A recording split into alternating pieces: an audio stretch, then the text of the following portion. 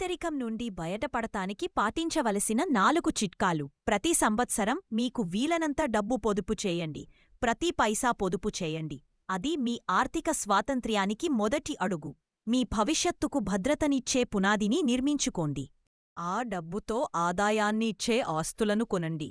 ఉదాహరణకు, ఒక చిన్న వ్యాపారం ప్రారంభించండి. మీ పొదుపును కేవలం నిధిగా చూడకండి, అది ఆదాయాన్ని సృష్టించే శక్తివంతమైన ఆయుధం. ఒక చిన్న వ్యాపారం ప్రారంభించి మీ కలను నిజం చేసుకోండి. లేదా బంగారం, వెండి, భూమి వంటి విలువ పెరిగే ఆస్తులను కొనుగోలు చేయండి. చిన్న వ్యాపారం, బంగారం లేదా భూమి, తెలివైన పెట్టుబడులతో మీ భవిష్యత్తును నిర్మించుకోండి.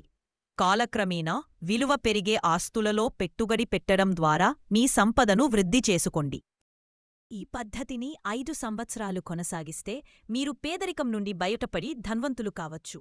5 ఏళ్ల నిరంతర కృషి, తెలివైన పెట్టుబడులతో పేదరికాన్ని జయించి ధన్వంతులుగా మారండి.